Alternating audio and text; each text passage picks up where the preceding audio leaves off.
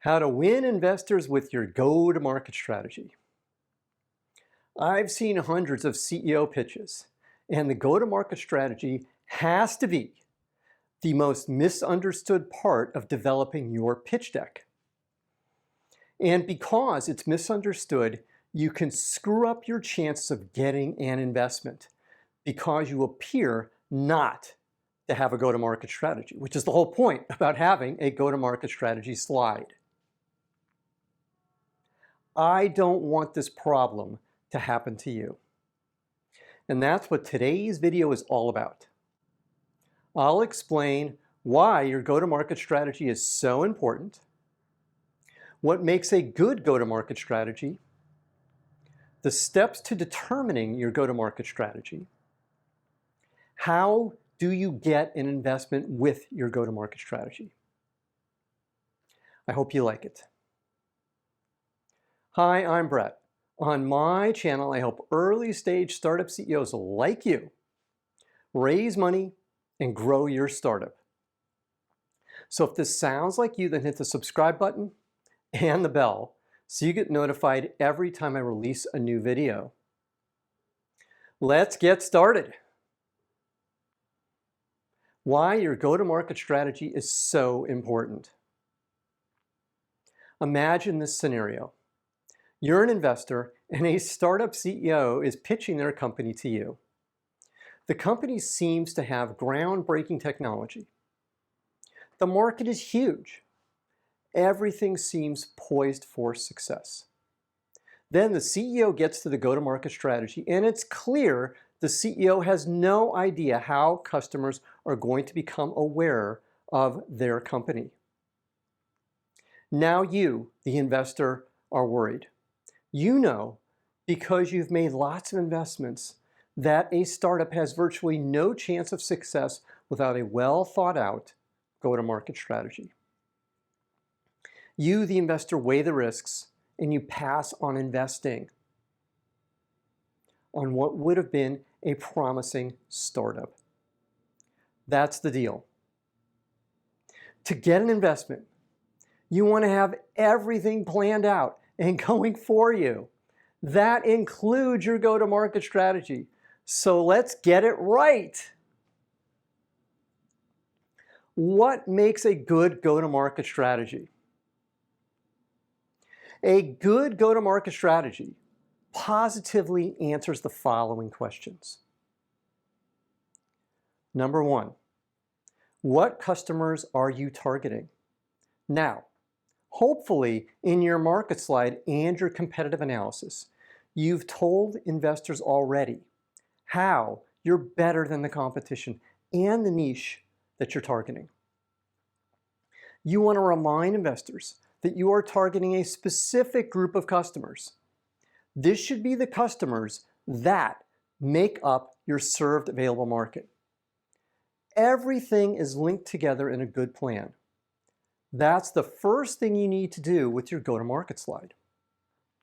Number two, how will your target customers find your product or service? We've defined who we're targeting in the first part of the strategy. The second part is explaining how customers have found you if you have existing customers, and your customers will continue finding your product or service. In other words, how will you generate leads that will convert into paying customers? That's it. That's what your go-to-market strategy is. What your go-to-market strategy isn't. There are two classic mistakes I see in just about every pitch deck. The first is your go-to-market strategy is not your business model. Your business model is how you make money. It's how you convert leads generated by your go-to-market strategy. This is the chicken before the egg. You need qualified leads so your business model will work. It doesn't work the other way around. The second is a laundry list approach to your go-to-market strategy. Now, we've all seen laundry lists. It looks like this. Here are some approaches we intend to try to get customers. Then you list several different possible marketing channels such as advertising, SEO, and direct sales. it has the feel of a laundry list. There's no planning to it. In other words, you have put very little thought into your marketing plan, and guess what? Your investors will instantly recognize that, and you'll likely lose a possible investor. The steps to determining your go-to-market strategy. You will have different strategies at different stages of your startup's life. The first is you are pre-revenue or just releasing your product or service. The goal at this stage is not scaling your business all the way to $100 million in revenue or whatever your long-term goal is. The goal at this stage is how are you going to get your first group of customers. It might be as small as 1 customer or 10 customers. The point is, your go-to-market strategy just needs to meet your initial goals, whatever they are. The second is you've gained some initial traction and you want to scale to your next set of goals.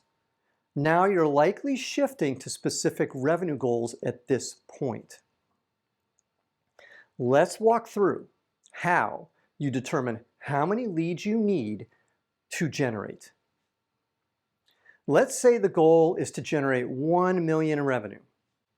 We'll work backwards from this goal. To get to 1 million in revenue, we need to generate a certain number of qualified leads. I'm going to assume that each customer generates $10,000 in business per year. Then I'll assume we have to generate a 20% win rate on qualified leads turning into customers. Now it's just simple math. We need 5 million in qualified leads to generate 1 million in revenue. Since each lead is worth $10,000, we need 500 qualified leads to generate 1 million in revenue. We're not done yet. We need a certain number of leads to be able to generate enough qualified leads. Let's assume that 20% of our leads are deemed to be qualified leads. That means we need to be able to generate 2,500 leads worth approximately $25 million. The channel you choose has to be able to support this goal. If it isn't able to, then you've chosen the wrong channel or channels, maybe 2 channels at most. Finally, your channel of choice hopefully gives you an advantage versus your competition.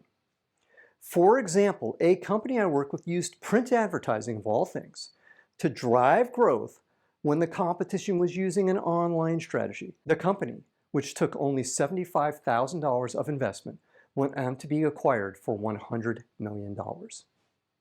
Now, if this content is resonating with you, then please hit the like button right now. How do you get an investment with your go-to-market strategy? You translate what we've learned today into a simple and to-the-point go-to-market slide. It should emphasize these 3 things. Number 1, here are the customers we are targeting. Number 2, here's the strategy we've used to get the customers we have. And number 3, here's the strategy we will use to grow to the next milestone. Then be ready to answer the specific, data-driven questions investors will ask. Now, what did you learn from today's video? Put your answer in the comments column below today's video. And if you have any questions, put them in the comments column too, and I'll be happy to answer them for you. Now, I have one more thing for you today. It's my free startup pitch deck template. It has all the slides you need to develop an awesome pitch deck. Click the link below today's video, and it's yours for free. And for more great content, click on the video at the end of today's video. And if you haven't already, then click the subscribe button to get notified every time I release a new video. I'm Brett at brettjfox.com. Thanks for watching today. Take care.